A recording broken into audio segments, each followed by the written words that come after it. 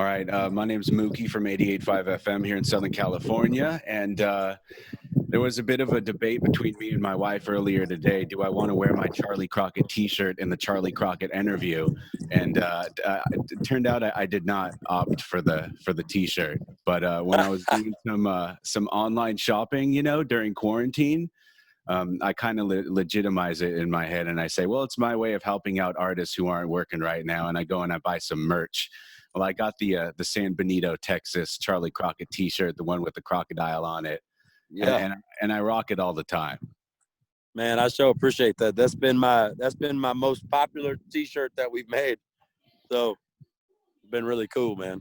Yeah, it's cool. And then I went to your website to kind of prep for this quickie interview, and you got a new T-shirt because there's a new record in the works, and it seems like the Valley just came out.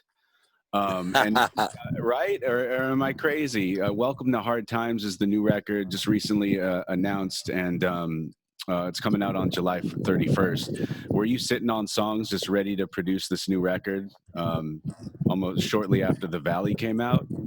Well, I mean, I write a lot and I put out a lot of records. I put The Valley out in September of last year.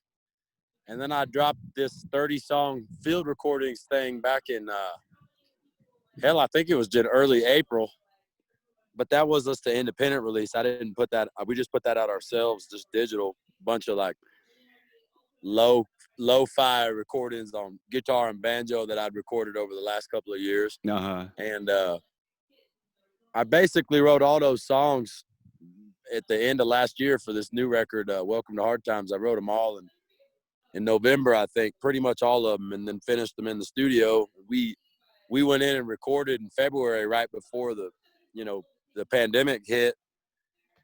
And because of I wrote all the songs last year, but I didn't know what was going to happen in 2020. And sure, we just felt, I'm not a really, I got a following, and some people know me, but I'm not what you'd call a well-known or a big artist or anything. And I just felt that my record happened to be relevant to the times, and I just was worried that it might be old news if I waited to put it out next year like a lot of other people are trying to do, or I might get drowned out by bigger artists. So I just kind of went with my instincts, and I'm rolling the record out, and yeah, that's just how I always do it, man. I just shoot from the hip. Yeah, it's interesting times. In fact, I've done a bunch of Zoom interviews with artists who just put out a record, and then the COVID-19 thing hit, and they feel like the record that they just put out is going to be their long lost album because they're not able to tour and promote and properly do it. Yeah, I don't know, man. I mean, I'm not sure. It's like with the way that I've always done it. I tour really hard, a couple hundred shows a year, and so it's like my releases have been more focused around cutting the record real cheap and then getting out and playing 5 nights a week. And, that's going to kind of take care of itself, but it's kind of a different thing for me to put out a record like this that I think is connecting with people because of just kind of the heaviness of 2020. Yeah. And focusing on it, actually getting marketed, more rather than, because what I'm saying is my marketing in the past has really just been my live show.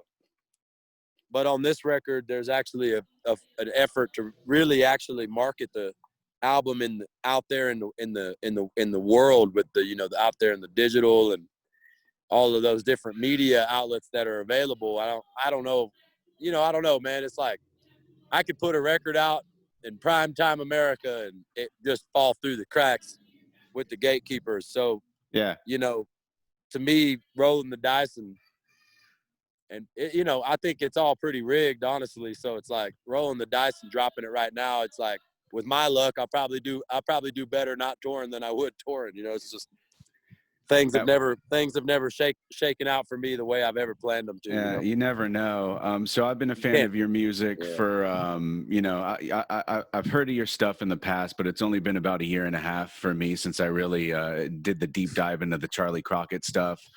We did play the song The Valley on the radio for quite some time, which was cool to kind of introduce our listeners to Charley Crockett. I saw you play a shorter set at a music conference in Boulder, Colorado, about a year ago. Oh, yeah. Yeah, that was my kid was about 1 year old at the time, and we have some great footage of her with the noise canceling headphones right in front of the stage. And then earlier this year, I saw you at the Belly Up Oh, I Tavern. think I remember that outdoor stage. Yeah. Yeah, I think I remember her. Do you, right? I will share with you some pictures and footage. It was quite memorable for me. And then earlier this year, saw you at the Belly Up Tavern in San Diego County with Abraham Alexander opening up, and that was great because it was more of a full sort of Charley Crockett set with the band and the full experience, and that was so super fun. I do want to get to the new record and some of that stuff in just a second, but where are you now, and how you been holding up during this quarantine? You mean where am I in my head or where am I in the world? In the world. Oh man, I'm standing on a railroad track at the Arizona New Mexico border, and I'm waiting on this freight train to pass by. And if you look back behind me, you see that guy in the distance there. He's got a camera set up, and I've been waiting on this damn train to come by for about an hour now. I'm working on this new a video for this new song. My next single I'm releasing called Run Horse Run. And so I've been out in the Mountain West in the Four Corners area, just kind of hiding out in my truck and stuff, and making these films kind of myself for all my singles. I'm doing all right, man. You know, I played on the street for a decade, man. And I just, last time I had my thing built up, and I was doing real good, I ended up having to get open heart surgery and had to rebuild myself back from that. And, then I built it up again this year, and, COVID hit, and we've got a revolution on our hands in terms of America's kind of consciousness towards things that have been, untied for a long time. And I don't feel bad about I don't feel like I'm some kind of victim or anything, but it's just like, I don't know, it's like at the end of the day, I'm that same guy standing on the side of a dang, railroad track, man.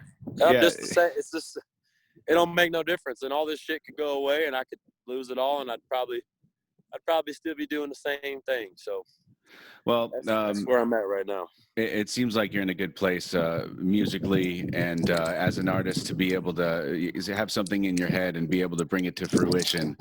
That must be an incredible feeling. You mentioned the open heart surgery, and that, we hope you're doing well. And a lot of part of the concept of this new album coming out at the end of July, some of that subject matter has to do with that surgery. And you also said that you wanted to change the conversation as far as country music with this new album.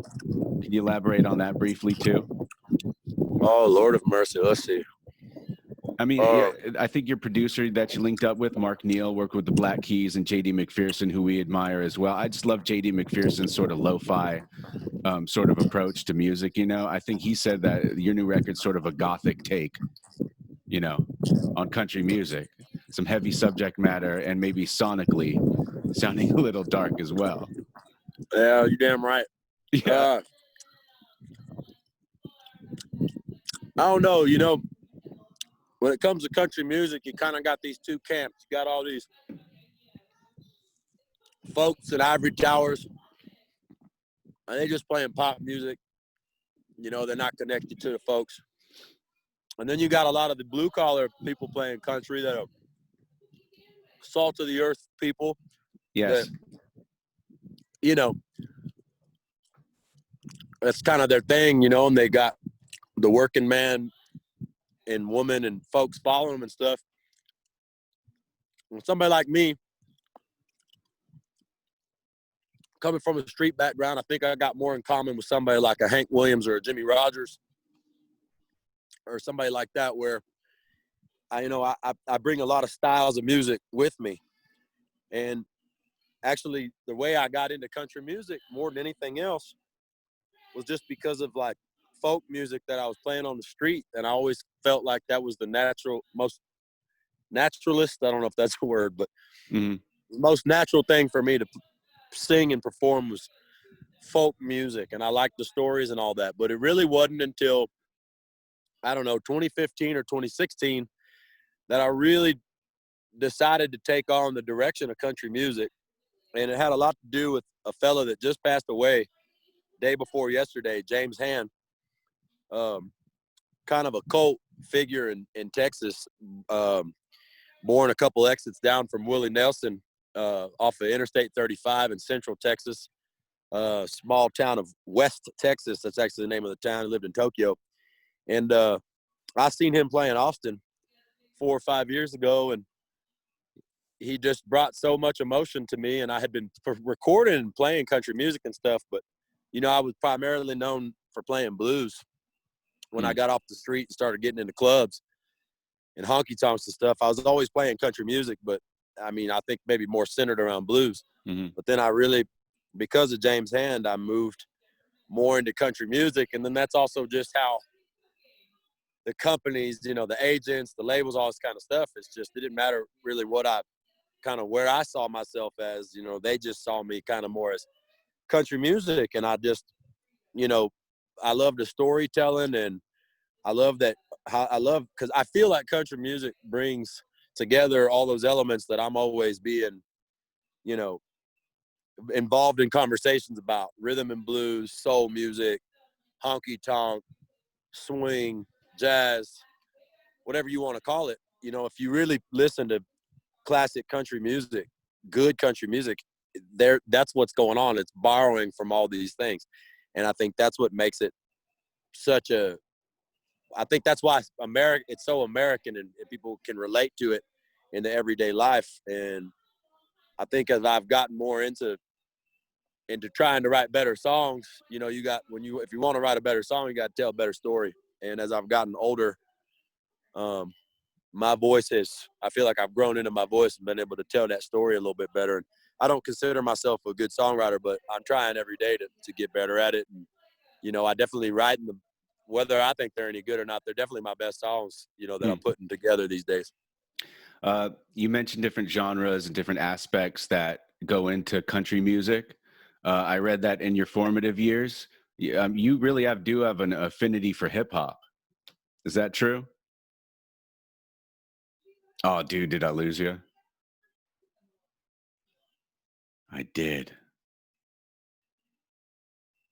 Well, we ended on a good note. I guess he finished his thought. That was the great Charley Crockett. Again, charleycrockett.com is the website. If you're looking for country music that's not generally on the country radio stations, check out his music. The new record's coming out on July 31st. It's called Welcome to Hard Times. I'm a big fan. Maybe in my next interview with another artist, I'll be wearing my Charley Crockett t-shirt. Thanks for supporting this public radio station. We are the independent 88.5 FM. And if Charley's not coming back, nah, he ain't coming back. All right, I'll talk to you at a later date. Goodbye, everybody. Goodbye.